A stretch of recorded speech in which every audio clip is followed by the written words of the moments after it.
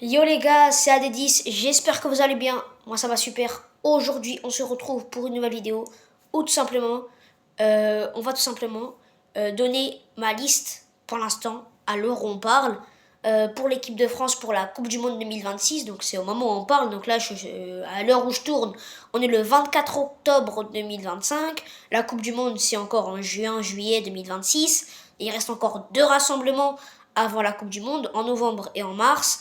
Mais à l'heure où on parle, j'ai déjà envie de faire une liste. Après, on pourra en refaire une juste avant la Coupe du Monde. Mais là, j'ai vraiment envie de faire une liste parce que j'ai pas mal de choses à dire sur pas mal de joueurs. Donc, une liste pour l'équipe de France pour la dernière Coupe du Monde de Didier Deschamps. D'ailleurs, je peux déjà vous dire le nombre de joueurs qu'il y aura dans cette liste. Il y en aura 24. On peut en sélectionner, je vais enlever cette liste. On peut sélectionner 26 joueurs au maximum dans la liste. Mais j'avais pas forcément envie d'utiliser les 26 joueurs parce que on sait que Deschamps, c'est pas forcément quelqu'un qui fait beaucoup de changements dans un match. Il va souvent faire des changements assez tardivement, donc les joueurs vont pas avoir beaucoup de temps de jeu. Donc en plus, avoir 26 joueurs, il y en a qui vont pas beaucoup jouer, voire pas du tout. Autant prendre 24 joueurs. Au pire, il reste 2 joueurs à prendre en joker s'il y a des blessures. Donc voilà, donc je vais vous dire ma liste des 24 joueurs en argumentant pour chaque joueur. Donc j'espère que cette vidéo vous plaira. N'hésitez pas à vous abonner, liker la vidéo, ça vous plaît. On est à un abonné de 200. On est à un des 200. Là, si tu t'abonnes toi derrière ton écran, tu peux être le 200e abonné de la chaîne. Donc abonnez-vous, ça fait plaisir. Likez la vidéo, activez la cloche de notification pour ne pas rater les prochaines vidéos qui arrivent. On est en vacances, donc on essaie d'un peu plus faire de vidéos. En plus, après-demain, il y a le Classico. Je verrai s'il y a un débrief. Je suis sûr que je vais regarder le match. Mais on verra si j'ai la motivation de faire un débrief ou pas. Mais en tout cas, dans 2 jours, il y a le Classico. Il y a un gros week-end football cette semaine. Ce week-end, il y a un gros week-end avec Real Barça, Inter Naples. Voilà, il y a de bons matchs. Donc ça va être cool, un bon week-end football. Donc on est parti directement pour la liste. Ma liste, après les 2 rassemblements qu'on a déjà eu cette année, plus les autres, pour la Coupe du Monde 2026, alors on parle. On va commencer. Et je précise bien aussi que c'est ma liste, c'est pas la liste que j'imagine voir Deschamps. Par exemple, il y a des joueurs qu'on va dire après qui vont pas être sélectionnés ou qui vont être sélectionnés, mais que moi je pense qu'ils vont pas être sélectionnés ou qui vont être sélectionnés par Deschamps. Parce que Deschamps, on sait que lui, c'est pas que l'aspect sportif qui compte, ça peut être aussi l'aspect du statut, l'aspect du cadre dans les vestiaires, l'aspect de l'expérience, de la cohésion de groupe. C'est plus ça lui qui veut, c'est pas fort. Lui, en fait, il veut pas sélectionner les 24 meilleurs joueurs à tous les postes. Il veut pas sélectionner les meilleurs joueurs à tous les postes. Lui, il veut sélectionner les joueurs qui ont un statut, qui sont des cadres, qui peuvent créer une cohésion d'équipe. Ça, on l'a bien vu depuis déjà plusieurs années avec Deschamps. Donc là, c'est vraiment ma liste. Après, plus tard, peut-être dans quelques semaines, quelques mois, on pourra faire une liste où c'est vraiment la liste que je pronostique qu'il va faire. Mais là, c'est vraiment ma liste. Genre, si je suis sélectionneur de l'équipe de France et que je juge que sur l'aspect sportif et les besoins de l'équipe, je fais ma liste. Donc voilà, 24 joueurs. On va commencer directement par les gardiens de but. Alors bon là, il n'y a pas de surprise, le trident basique, donc Mike Maignan, Lucas Chevalier, Brice Samba, il n'y a rien à dire. Honnêtement, c'est le trio qui s'est distingué depuis déjà maintenant, depuis je pense le rassemblement de novembre-mars. Ce trio est installé, ce trio ne va pas bouger je pense, à part s'il y a blessure. En plus, il n'y a pas beaucoup de concurrents. Alban Lafont, il est parti au Panathinaikos. Mélier, qu'on parlait à quelques années, il est remplaçant à Leeds. Il n'y a que Areola qui peut encore bousculer peut-être la hiérarchie, peut-être prendre la place de Brice Samba en numéro 3. Mais Alphonse Areola n'est pas un titulaire indiscutable au cage avec West Ham. Ils font la rotation avec avec l'autre gardien. Donc c'est pas un titulaire indiscutable à West Ham. Et même il joue dans une équipe qui n'est pas du tout compétitive. Il joue dans une équipe qui joue le fait de se maintenir. Il joue le maintien. Il joue dans une équipe qui joue le maintien en première ligue. Donc du coup il va encaisser beaucoup de buts. Donc du coup il va être beaucoup plus mis en danger. On le voit que même si je pense que Deschamps peut encore le prendre. Je pense que si Areola fait de grosses performances, il peut potentiellement repasser numéro 3 parce que comme j'ai dit, Deschamps sait que Areola a un statut, il a gagné la Coupe du Monde, il a de l'expérience, dans les vestiaires ça peut être quelqu'un d'important, mais sportivement c'est vraiment pas les choix que je ferais. Brice Samba je le trouve beaucoup plus déjà fort intrinsèquement, il est meilleur déjà pour moi dans les qualités sportives, il a beaucoup plus de temps de jeu, il joue dans une équipe compétitive, en Ligue 1, à Rennes, il a déjà de l'expérience, dans les vestiaires c'est quelqu'un d'important. pour moi, et même c'est un très bon gardien, l'un des meilleurs de Ligue 1 depuis déjà 3-4 ans. Il est régulier, il est bon, il peut sortir de grosses parades. En tant que troisième gardien, Brice Samba, ça bouge pas. Deuxième gardien, Lucas Chevalier. Bon, on sait qu'il y en a qui font le débat de la hiérarchie. Mike Maignan numéro 1, Chevalier numéro 2. Peut-être inversé, il y avait ça, il y avait cette hype à un moment donné quand Chevalier signe au PSG. Mais on voit que pour moi, c'est mort. Peut-être après la Coupe du Monde, par exemple, à l'Euro 2028, ça m'étonnerait pas que Chevalier soit numéro 1 et Maignan numéro 2 à l'Euro 2028. Vu que Maignan aura déjà 33 ans, Chevalier aura déjà fait 2 saisons entières au PSG, 2-3 même. Donc ça m'étonnerait pas que Chevalier soit titulaire à l'Euro 2028. Mais à la Coupe du Monde 2026, c'est trop tôt et il y a trop peu de temps pour changer de gardien et changer de hiérarchie. Donc ça va pas bouger, mais Lucas Chevalier numéro 2, c'est très bien. On voit qu'avec le PSG, il y a un temps d'adaptation. Il y a quelques bourdes, mais il y a aussi quelques signaux qui montrent que c'est quand même un gros gardien, notamment sur son jeu au pied, sur les pénaltys, les 3 pénaltys qu'il a eu à s'illustrer. Sur les 3, il n'y en a qu'un seul qui est rentré. Donc ça reste un très bon gardien. Donc en tant que numéro 2 pour la jeunesse, à l'avenir, ce sera un top gardien, donc rien à dire. Et Mike Maignan numéro 1, c'est une valeur sûre. C'est une valeur sûre. Depuis maintenant 2-3 ans, c'est une valeur sûre de l'équipe de France. Certains clubs, des fois, il y a de l'irrégularité, il y a beaucoup de pépins physiques. Mais en sélection, il a toujours assuré, toujours très performant en sélection, toujours des arrêts, toujours des parades importantes. Donc, on ne bouge pas la hiérarchie, les 3 gardiens, ça ne bouge pas. On passe à la défense. Il y a un peu de débat, mais je pense que c'est peut-être la ligne avec les gardiens de but où il y a le moins de débat comparé au milieu et à l'attaque. On a plus de joueurs. En défense centrale, pour moi, j'ai réussi à dégager une pré-liste, on va dire une pré-liste d'à peu près 8 joueurs. Il y a 8 joueurs qui, pour moi, pourraient être susceptibles d'être sélectionnés, même s'il y en a qui sont beaucoup plus favoris. Donc, déjà, sur ces 8 joueurs-là, il y en a 3 déjà que je vais sécuriser d'entrée. C'est Upamecano, Konaté et Saliba. Pour moi, les 3 y seront, ça c'est sûr et certain. Il faut deux droitiers et 2 gauchers. Donc, Upamecano, Saliba, Konaté, les 3 sont très très bons. Upamecano, pour moi, c'est le meilleur défenseur en équipe de France. En tout cas, en équipe de France, c'est celui qui performe le plus. Et après Konaté et Saliba, il y aura une concurrence entre les deux. Mais les deux sont incroyables. Les deux sont très forts. Les deux font partie des meilleurs à leur poste. Même si Konaté fait un début de saison un peu plus compliqué. Mais ça reste un top défenseur. Saliba, toujours très régulier avec Arsenal. Toujours au top avec Arsenal. Et Upamecano, pareil, un peu plus compliqué que le Bayern, mais en équipe de France, ça reste fort. On a 3 défenseurs d'une extrême qualité. Maintenant, il en faut un 4e. Donc, l'idéal serait d'avoir un gaucher. Donc, du coup, ça signifie pas de Pavard ni de Kaloulou. Donc, vu que c'est 2 droitiers, Pavard, on a vraiment l'impression que c'est le 5e défenseur central de l'équipe. Genre, t'as vraiment les 4, les deux droitiers et les 2 gauchers. Et genre, quand il y a un blessé, on voit que c'est Pavard qui est sélectionné. On l'a vu en octobre quand Konaté était blessé, c'est Pavard qui l'a remplacé. En septembre, quand Saliba était blessé, c'est Pavard qui l'a remplacé. Et en juin, quand il n'y avait pas Pavard et qu'il y avait un autre défenseur qui n'était pas là, Konaté aussi, je crois, c'est encore Pavard. Donc en fait, Pavard, c'est vraiment le 5e défenseur. Ça veut dire, si sur les 4 défenseurs centraux qu'il y a un blessé avant la Coupe du Monde, ça va être Pavard qui va être pris. Mais si à tout le monde, Pavard ne va pas être pris, parce que je pense qu'il va prendre que 4 défenseurs centraux et non pas 5. Donc Pavard pour moi ne sera pas pris, ce sera plus le 5e choix, ce sera plus un réserviste s'il y a des blessures pour Pavard. Et Kaloulou sera encore le 2e choix après Pavard, parce que Kaloulou a été sélectionné en juin. C'est pour ça que je le mets quand même dans les joueurs qui peuvent y être, parce que s'il y a vraiment une hécatombe de blessures, il pourrait être le 4e choix. Mais bon, même s'il fait de bonnes performances avec la Juventus, on voit que c'est quand même assez tendre, c'est quand même encore assez jeune, peu expérimenté, encore très tendre, pas encore beaucoup d'expérience, et même le niveau intrinsèque, c'est pas niveau élite, mais ça reste un joueur qui est intéressant, donc à l'avenir, pourquoi pas.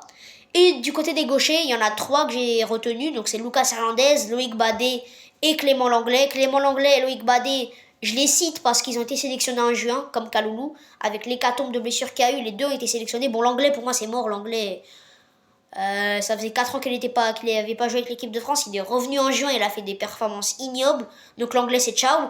Loïc Badé, il aurait pu y être, honnêtement, s'il y avait moins de grands défenseurs en équipe de France, s'il y avait moins de défenseurs incroyables en équipe de France, il aurait pu y être. parce que sur le rassemblement de juin, il avait été plutôt bon. Il avait fait un bon match face à l'Allemagne. Il avait montré des belles choses. Mais il y a trop de concurrence à ce poste, donc Loïc Badet n'y sera pas pour moi. Donc je prendrai Lucas Hernandez. Parce que dans la logique des champs, bah, c'est celui qui va prendre, pour moi c'est sûr. C'est un cadre dans les vestiaires, c'est un cadre de l'équipe. Et même sportivement, il revient bien avec le Paris Saint-Germain. La saison dernière, il était un peu plus sur le déclin.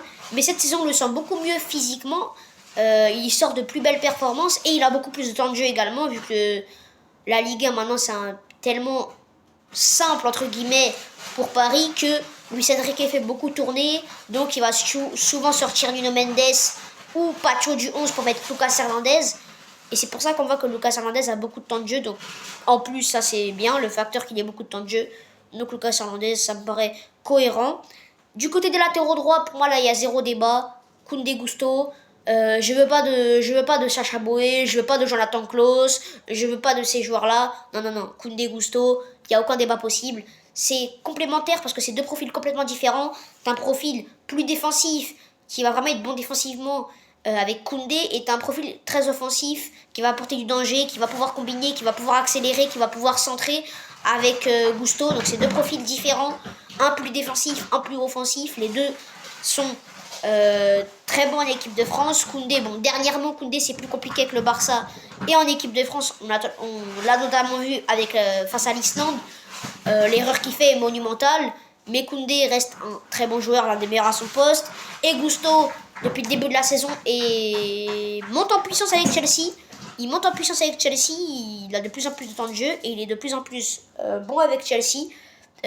Donc, pour moi, Gusto et Koundé, il n'y a pas de débat. Pour moi, il y a zéro débat possible. Que du côté des latéraux gauche, là, il y a un peu plus de débat parce que pour moi, tu en as déjà un qui est indiscutable, c'est Lucas Digne. Pour moi, Lucas Digne est vraiment indiscutable. C'est vraiment l'un des meilleurs latéraux gauche, pas du monde, mais l'un des meilleurs latéraux gauche de première ligue, ça c'est sûr et certain. Donc pour moi, Lucas Digne, il n'y a aucun débat possible. En club, il est bon. En sélection, il est très très bon. Les performances qui sortent depuis, allez, septembre 2024, les performances qui sortent depuis un peu plus d'un an, elles sont à chaque fois, dès qu'il joue, il est toujours très très bon. Très bonne qualité de centre, très bonne qualité de pied. Il est très bon sur les coups de pied arrêtés. Il est bon défensivement, il est bon offensivement. Pour moi, ce sera mon titulaire à la Coupe du Monde. Et après, en doublure, il y a un peu plus de débat. Mais je vais quand même prendre Théo Hernandez parce qu'il n'y a pas forcément de joueur qui peut le remplacer en fait. Il y a Truffert, il y a Ferland Mendy, mais Ferland Mendy, toujours blessé, même il n'aura pas énormément de temps de jeu au Real Madrid avec Carreras. Et Truffert à Bournemouth, il me paraît un peu beaucoup trop loin, même s'il sort de belles performances là-bas. Donc Théo Hernandez, c'est pas forcément le joueur que je serais le plus satisfait de prendre, mais il n'y a pas forcément beaucoup d'autres choix. Ça reste un cadre de l'équipe, ça a quand même été notre titulaire à la Coupe du Monde 2022, à l'Euro 2024. C'est quand même un cadre qui a de l'expérience, des grandes compétitions, donc dans les vestiaires c'est important. Et même quand Lucas Digne est un peu trop fatigué, faire rentrer un Théo Hernandez à 30 minutes de la fin, ça reste quand même important, ça reste quand même intéressant. Il a quand même, même s'il joue en Arabie Saoudite, il a quand même des qualités athlétiques, physiques, de même son entente avec Mbappé, tout ça, ça reste quand même important. Donc Théo Hernandez, je le prends quand même. Donc si on récapitule la défense, du coup le trio de gardien ça change pas. Et en défense, Upamecano, Saliba, Konaté, Lucas Hernandez, Théo Hernandez, Lucas Digne, Gusto, Koundé. Donc pas forcément de surprise jusque-là, je pense. Du côté des milieux de terrain, alors j'en sélectionne 6. Donc comme on sait que Didier Deschamps va sûrement jouer un 4-2-3-1 à la Coupe du Monde, vu que depuis 3 rassemblements, c'est le système dans lequel on joue. Donc je pense qu'on va partir en 4-2-3-1 ou en 4-4-2, mais moi je partirais plus en 4-2-3-1 à la Coupe du Monde. Ce qui veut dire qu'on aurait 4 attaquants, dont un numéro 10. Donc du coup que 2 milieux de terrain.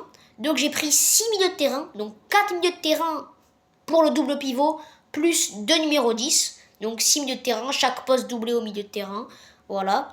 Donc déjà les 4 milieux de terrain que j'ai pris pour le double pivot, il y en a 4. Il y en a 2 qui sont déjà pour moi indiscutables. C'est Tchouaméni et Rabiot. Pour moi les deux sont indiscutables. Tchouaméni, ça fait 3-4 ans qu'il s'est imposé comme un titulaire indiscutable dans cette équipe. Il est primordial avec l'équipe de France. Donc c'est vraiment pour moi, quand tu fais ton milieu de terrain, c'est pour moi le premier joueur dans lequel tu mets en premier, c'est Tchouaméni. C'est vraiment une pièce maîtresse en équipe de France depuis maintenant 3 ans. Donc Tchouaméni directement. Rabiot, je le prendrais. Pas en tant que titulaire, à préciser, pas en tant que titulaire, mais ça reste quand même un très bon joueur. Et ça reste un cadre des vestiaires, l'un des plus anciens, l'un des plus expérimentés. Il a encore un très bon niveau, donc pas de raison de ne pas le prendre. Donc Tchouaméni, Rabiot, pour moi, sont indiscutables. Maintenant, il y a un peu plus de débat, mais je vais quand même prendre Eduardo Camavinga parce que même si les pépins physiques sont récurrents avec lui, même si des fois les performances sont très irrégulières, mais il y a quand même un talent exceptionnel chez ce joueur. Il a quand même que 22 ans, donc il peut encore s'améliorer. Je pense qu'il va avoir pas mal de temps de jeu cette saison avec le Real Madrid, avec maintenant un milieu à 4. Donc je pense qu'il va avoir pas mal de temps de jeu avec le Real. Il a un talent fou, c'est un cadre de l'équipe de France. À son top niveau, c'est pour moi peut-être le meilleur milieu de terrain de l'équipe, à son plein potentiel. Donc pour moi, s'il est apte à venir, je prends Kamavinga quand même. On l'a vu même dans le rassemblement de l'équipe de France le dernier. Quand il rentre face à l'Azerbaïdjan, il fait vraiment une très bonne entrée. Il dynamise le jeu, il peut se projeter dans ce rôle de box-to-box. Il est très intéressant à la sortie de balle. Des fois un peu trop nonchalant, des fois des pertes de balles un peu bêtes. Mais ça reste un très bon joueur à son plein potentiel. Donc je prendrais quand même Kamavinga. Et le dernier milieu de terrain à vocation défensive que je prends, pour moi il y a 3-4 joueurs qui peuvent être pris. J'ai quand même envie de croire un retour de Kanté, sauf que pour moi, il n'y a pas assez de place pour lui. Et après, pour moi, il y a vraiment 3 joueurs qui peuvent être pris. Donc ça se joue entre Manu Koné, Kefren Turam et Warren Zaïre-Emery. Je prends quand même Manu Koné parce que Manu Koné, les performances qui sortent depuis maintenant 3-4 rassemblements sont XXL, mais vraiment XXL. Et c'est pour moi celui qui s'impose en titulaire avec Tchouaméni. Pour moi, s'il y a deux titulaires à la Coupe du Monde en milieu de terrain, c'est Tchouaméni et Manu Koné. Le duo marche bien. Manu Koné, pour moi, n'a aucune raison d'être sur le banc et que Rabiot soit titulaire parce que Manu Koné, comme j'ai dit depuis plusieurs rassemblements, à chaque fois qu'il joue, il est trop fort. C'est une dinguerie comme il est sous-côté. Il est beaucoup trop fort, Manu Koné. Donc pour moi, il s'impose comme titulaire et c'est pour moi. Ce serait scandaleux qu'il n'y soit pas, vu les performances qu'il sort en équipe de France depuis maintenant pas mal de temps. Donc Manu Koné, je le sélectionne. C'est dommage pour Kefren Turam et Warren Zaïre-Emery, parce que c'est deux joueurs que j'aime beaucoup, deux joueurs qui sont très forts. Kefren Turam, qui est l'un des meilleurs milieux de terrain de Serie A, qui est peut-être le meilleur milieu de terrain de la Juventus, qui a énormément de temps de jeu, qui a sorti une très bonne performance face à l'Azerbaïdjan en septembre, ou en octobre, je sais plus, je crois que c'était en octobre. Mais il y a trop de concurrence et il y a peu de place aussi pour des milieux de terrain défensifs. Donc Kefren Turam, c'est juste la concurrence qui fait qu'il n'y est pas. Et Zaïre-Emery, pour moi, il y a deux facteurs. C'est déjà la concurrence aussi, mais surtout le temps de jeu. Parce que pour moi, Zaïre-Emery, c'est un peu comme Kamavinga, pas dans le sens où il est tout le temps blessé, mais je veux dire, dans le talent pur, Zaïre-Emery doit y être. Parce que le talent de Zaïre-Emery est exceptionnel et le talent de Zaïre-Emery est énorme. Et ça me fait mal de ne pas le prendre parce que j'aime trop Warren. Je l'aime trop. Et il fait un gros début de saison en plus. Il fait un gros début de saison en plus avec le Paris Saint-Germain. Comme João Neves et Fabian Ruiz sont blessés, il a beaucoup de temps de jeu, donc il est très bon, il enchaîne des très bonnes performances. Donc ça fait plaisir de voir à ce niveau. Sauf que le problème, c'est que quand João Neves et Fabian Ruiz vont revenir de blessure, il va retrouver son rôle de remplaçant. Et du coup, il va avoir beaucoup moins de temps de jeu. Et on sait que Zaïre-Emery, ses bonnes performances, elles marchent un peu au fait que, à la confiance. S'il a la confiance du coach, s'il enchaîne les titularisations et les bonnes performances, il va prendre de la confiance. Mais s'il commence à être sur le banc à tous les matchs, il va reperdre de la confiance, comme on l'a vu en fin d'année dernière. Et quand Fabian Ruiz et João Neves vont revenir, Zaïre-Emery va repasser sur le banc, beaucoup moins de temps de jeu, perte de confiance, et du coup il n'y sera pas. J'aimerais quand même qu'il soit testé en novembre. J'aimerais qu'il soit sélectionné en novembre quand même, parce que pour moi, novembre, c'est vraiment le dernier rassemblement où tu peux tester des joueurs. Pour moi, en fait, si je suis Didier Deschamps, je pars du principe que au mois de mars, je sélectionne tous les joueurs que je veux pour la Coupe du Monde 2026. Ça veut dire, s'il n'y a pas de blessés avant le mois de mars, et qu'il n'y a pas de blessés avant la Coupe du Monde, les joueurs que je sélectionne en mars seront les mêmes que je sélectionne à la Coupe du Monde. Ça me permettrait de connaître qui se connaissent plus, qui commencent à prendre des automatismes. Et même moi, dans ma tête, en tant que coach, j'ai déjà ma liste au bout du mois de mars. Et au pire, s'il y a quelques imperfections, on peut ajuster. Mais c'est pour ça que je dis que pour moi, le mois de novembre, le rassemblement de novembre, c'est le dernier rassemblement où tu peux tester des joueurs. Et c'est pour ça que je veux que Zaïre Emery soit pris en novembre pour qu'il soit testé. Pour qu'il ait une dernière chance peut-être. Parce qu'autrement, sinon, il n'aura pratiquement aucune chance d'y être. Mais c'est pour ça aussi que je veux qu'il soit sélectionné en novembre. En plus, il sort de très bonnes performances avec le Paris Saint-Germain. Il enchaîne des titularisations de très grandes performances. Donc j'aimerais qu'il soit pris en novembre, mais à la Coupe du Monde, pour moi, il n'y sera pas. Et les deux numéros 10 que je prends, bon là, il n'y a pas de surprise. Michael Olise, Ryan Cherki. Il n'y a pas de débat, il n'y a pas de débat. Michael Olise, qui est l'un des meilleurs joueurs du monde sur les débuts de saison. Pour moi, c'est le meilleur ailier droit du monde sur le début de saison devant Lamine Yamal, avec tous ses pépins physiques. Et pour moi, c'est l'un des meilleurs joueurs du monde, facilement top 10 depuis le début de la saison. Donc Olise, évidemment que je le prends en tant que titulaire. Et Ryan Cherki, en doublure, c'est fou de se dire que t'as Ryan Cherki en doublure. Ryan Cherki en doublure, c'est incroyable en vrai. Non, Ryan Cherki, c'est un incroyable joueur. Et c'est vraiment, il fait partie de ces peu de joueurs qui peuvent changer un match à lui tout seul, mais un match aussi avec un seul geste, un but, une frappe, une passe, un dribble, une accélération, un éclair de génie que lui, c'est l'un des seuls à avoir le secret dans cette équipe, avec peut-être Mbappé et Dembélé et peut-être d'autres trois autres. Mais c'est vraiment l'un des joueurs, c'est vraiment un génie. On l'a vu sur sa première sélection contre l'Espagne, il a totalement changé le match et nous a donné espoir d'une remontada possible. Donc même s'il y a eu qu'un seul rassemblement pour Cherki, pour moi c'est assez. Et pour moi, s'il a un bon temps de jeu avec City et qu'il est quand même assez performant avec Manchester City, pour moi il doit y être parce que c'est vraiment un génie qui est polyvalent, qui peut jouer en 10 à droite ou à gauche. Mais je le sélectionnerai quand même en 10 parce que c'est vraiment pour moi son poste de prédilection. C'est axial. Pour moi, il n'a pas la vivacité et la vitesse pour jouer ailier, même s'il peut dépanner. Mais Cherki, évidemment que je le prends s'il continue d'être performant. Du côté des ailiers droits, enfin des ailiers plus globalement. Alors, j'en sélectionne 4. Déjà que du côté droit, j'en ai 2. Bon, il n'y a pas de débat possible. Dembélé, Doué. Pour moi, c'est indiscutable de prendre les deux. Pour moi, c'est vraiment indiscutable de prendre les deux. Pour moi, c'est logique de prendre les deux. Dembélé, Ballon d'Or. Ballon d'Or 2025. Donc, le meilleur joueur sur la saison 2024-2025. Ballon d'Or en titre.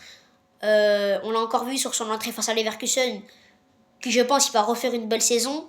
Donc évidemment que je prends Dembélé et évidemment que je prends Désiré Doué, même s'il n'a pas encore marqué son premier but en équipe de France, qu'il n'a pas encore marqué les esprits, ça va pas tarder. Désiré Doué est pareil, un peu comme Cherki, un génie, c'est un artiste, il n'y a rien à dire. Donc évidemment que je prends les deux à droite. Et les deux que je prends à gauche, Barcola, Marcus Thuram. Barcola, évidemment, l'un des profils rares, le seul vrai ailier gauche qu'on a en équipe de France, donc évidemment que je prends Barcola. Et Marcus Thuram, je le prends en tant qu'ailier gauche parce que c'est Deschamps. Hein.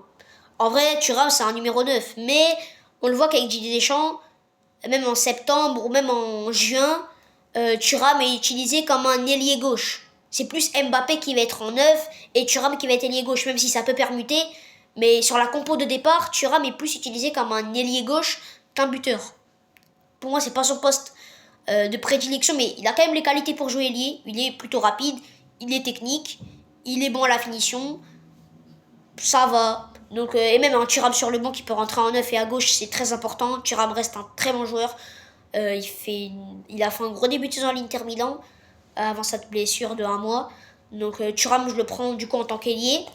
Et je prends 2 joueurs, enfin 3 même en tant que numéro 9, mais j'en prends un qui va un peu plus jouer sur... En fait, les 3 joueurs que je prends, évidemment qu'il y a Kylian Mbappé, ça y a rien à dire. Le top 3 des meilleurs joueurs du monde sur le début de saison, il y a rien à dire sur Kylian. Évidemment que je le prends, capitaine depuis 3 ans, rien à dire. Et les 2 joueurs que je prends, ça peut être surprenant, mais c'est 2 joueurs qui sont tellement polyvalents, qui pour moi, ils s'incorporent tellement bien dans cette équipe, c'est Ekitike et Kolo Muani. Ouais, Pas de Tovin, pas d'Akliouche, pas de Mateta, pas d'Nkunku, pas de Coman. Je vais expliquer pour chacun. Déjà, je vais argumenter pourquoi Ekitike et Colomani, je les prends. Pour moi, Ekitike, pour moi, il n'y a pas débat possible. Pour moi, Ekitike, il n'y a pas débat. Tu le prends. Pour moi, il a tout. Il est polyvalent. Il peut jouer en pointe. Il peut jouer seul en pointe. Il peut jouer dans une attaque à 2 en faux 9. Il peut jouer en faux 9. En vrai 9. Dans une attaque à 1. Dans une attaque à 2 pointes. Il peut jouer ailier gauche. Il peut jouer ailier droit. Sur les qualités du contenu, sur les qualités intrinsèques, il est rapide, il est technique, il est bon en pivot, il peut combiner, il est complémentaire avec Mbappé, on l'a vu en septembre et en octobre, surtout en octobre. Il a toutes les qualités pour moi pour être sélectionné, que ce soit sa polyvalence, que ce soit sa technique, que ce soit, pour moi c'est le meilleur neuf à prendre dans le contenu des matchs. Il est très important, technique, rapide, combinaison, complémentarité, il libère des espaces, il est polyvalent, il est bon à la finition, il a beaucoup de temps de jeu avec Liverpool, il est performant avec Liverpool. Il n'y a rien à dire. Pour moi, Ekitike doit y être. Pour moi, si Ekitike continue d'être performant avec Liverpool, pour moi, Ekitike doit y être tous les jours. Tous les jours. Et après, Colomani, j'ai hésité avec Mateta, mais je prends Colomani déjà un peu pour les mêmes raisons qu'Ekitike, c'est-à-dire que il est très polyvalent, il peut jouer à gauche, à droite, en neuf.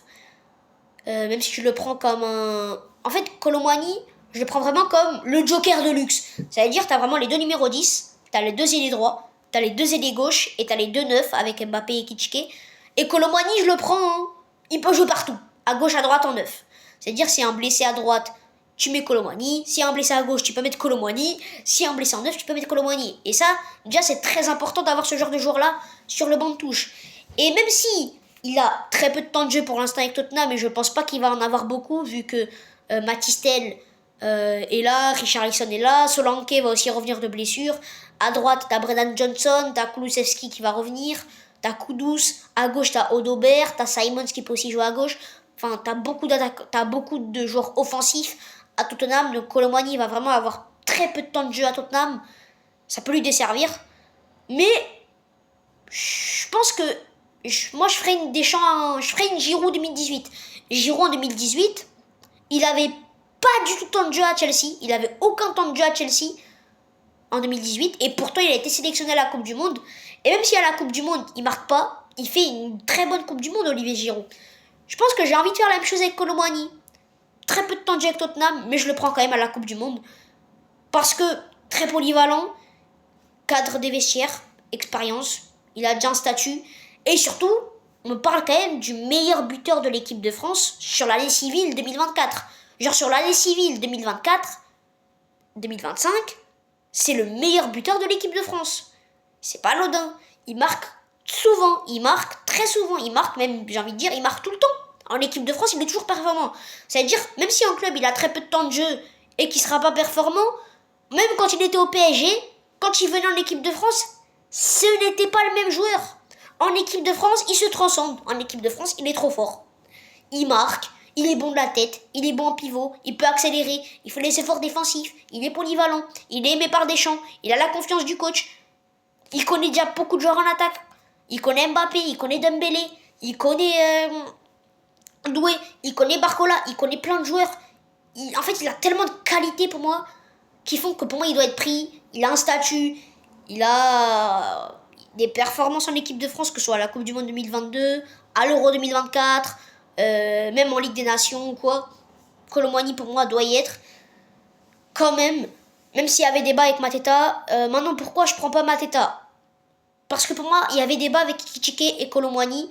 Mais pour moi, j'ai plus d'arguments à prendre Ekitike et Colomani que Mateta, tout simplement. Mais si Mateta est pris, je serais très content quand même. Voilà. Mais pour moi, il y a moins d'arguments pour Mateta que pour Ekitike et Colomani. Donc je l'ai pas pris. Tovin et Akliouche, pour moi, là, c'est juste la concurrence qui fait qu'ils sont pas là. Tovin, c'était la belle histoire du rassemblement d'octobre. Il a remarqué un sublime but. Il a fait 2 belles performances avec l'équipe de France. Mais en tant que numéro 10, parce que Tovin c'est un numéro 10, désormais c'est plus un ailier droit. En tant que numéro 10, t'as déjà Olysée et Cherki qui pour moi s'il n'y a pas de blessure, ils sont indiscutables. Donc pour moi Tovin ne peut pas y être. Même si il pourrait y être s'il y a un blessé ou deux. Par exemple si Cherki est blessé il pourrait y être. Mais si tout le monde est là je ne prends jamais. Jamais de la vie. Akliouche, bah, lui, il va être plus utilisé comme un ailier droit, mais ailier droit, t'as Dembélé qui peut jouer à droite, t'as Doué qui peut jouer à droite, même Barcola peut jouer à droite, Mbappé peut jouer à droite, Cherki peut jouer à droite, Akliouche peut jouer à droite, Colomboigny peut jouer à droite. En fait, tous les attaquants que tu prends peuvent déjà tous pratiquement jouer à droite. Ça veut dire Akliouche, il aura très peu de temps de jeu. Il y a trop de concurrence à ce poste d'ailier droit. Encore, il aurait été ailier gauche, il y aurait eu plus de débats, mais ailier droit, il y a trop de joueurs. Donc Akliouche, je ne peux pas le prendre. Et en ce qui concerne Coman et Nkunku, bah Coman, de toute façon, il l'a dit lui-même que si il est pris à la Coupe du Monde pour être remplaçant, il n'aimerait pas. Bah ne viens pas. De toute façon, même si t'aurais pas dit ça, je t'aurais pas pris. Coman, on l'a vu même sur le rassemblement d'octobre. Ça fait à peine 2 mois qu'il est en Arabie Saoudite. Physiquement, il est déjà... il est loin. Il dribble moins. Non, Coman, jamais de la vie. Et Nkunku, bon, certes, il a marqué face à l'Islande, c'est bien, mais il y avait quand même beaucoup de déchets. Il aura aussi, je pense, peu de temps de jeu à l'AC Milan, parce qu'il y a Pulisic et Leao qui font de très bons débuts de saison à l'AC Milan. Et vu qu'il joue dans une attaque à 2, bah, Nkunku sera plus que le super sub qui jouera en sortie de banc. Donc, malheureusement, je pense toujours pas qu'il aura une place titulaire. Donc Nkunku pour moi, trop de concurrence, trop de déchets, polyvalent mais on sait pas c'est quoi son poste non plus. Enfin, non. Tu m'aurais parlé du Nkunku Prime, là oui. Là, ce Nkunku là, jamais de la vie. Donc voilà les amis, j'espère que cette vidéo vous aura plu. Nous on se dit à très très vite pour de prochaines vidéos. C'était Adedix les amis, prenez soin de vous. Ciao.